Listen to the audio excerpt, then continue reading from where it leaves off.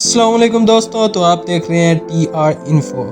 خطرناک مجرموں کا آخری ٹھکانہ سمجھے جانے والی سخت ترین جیل اندر سے کیسی ہے؟ یہ جیل خطرناک گینگز کے خلاف جنگ کی علامت بن گئی ہے۔ اس جیل کے افتتاح رواں برس جنوری میں ملک کے صدر نائب بوکیلے نے دارالحکومت سان سلواڈور سے 74 کلومیٹر جنوب مشرق میں واقع ٹیکولوکا نامی علاقے میں کیا تھا۔ سلواڈور میں ایسے ہزاروں شہری ہیں جن کے رشتہ دار گزشتہ کئی ماہ سے زیر حراست ہیں، مگر انہیں ان کے متعلق کوئی خبر نہیں۔ یہ جیل 57 ایکڑ رقبے پر بنائی گئی ہے، جہاں قیدیوں پر 24 گھنٹے بلا تعطل نگاہ رکھی جاتی ہے۔ اس جیل کے قید خانوں میں نہ تو کوئی کھڑکی ہے اور نہ ہی پنکھا۔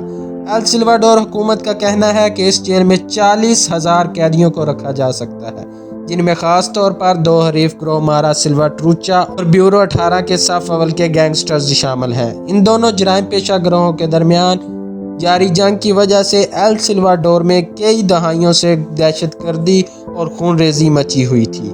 اس جیل میں مجموعی طور پر 256 قید خانے ہیں، جس میں قیدیوں کو رکھنے کی گنجائش 40,000 کے لگ بھگ ہے۔ یہاں موجود قیدیوں کو دھات کے تخت پر سلایا جاتا ہے، جس پر کوئی کپڑا یا گدار نہیں ہوتا۔ قیدیوں کے پاس سونے کے لیے بستر کے نام پر فقط دھات کے ایک پلیٹ ہوتی ہے اور اس پر بچھانے کے لیے کچھ بھی نہیں ہوتا، یعنی دھات سے بنا ایک سیدھا تخت ہوتا ہے جس پر وہ سوتے ہیں۔ قیدیوں کو کپڑے دھونے کے لیے ہر قید خانہ میں 2 واش بیسن کی سہولت فراہم کی گئی ہے، جبکہ ہر قید خانہ میں بغیر کسی پردے کے 2 بیت الخلاء بھی ہیں۔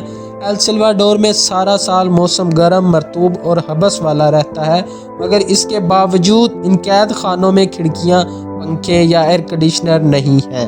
ان قیدیوں کو کسی صورت جیل سے باہر نہیں لایا جاتا، یہاں تک کہ ان کے کیسوں کی سماعت بھی آن لائن ہوتی ہے۔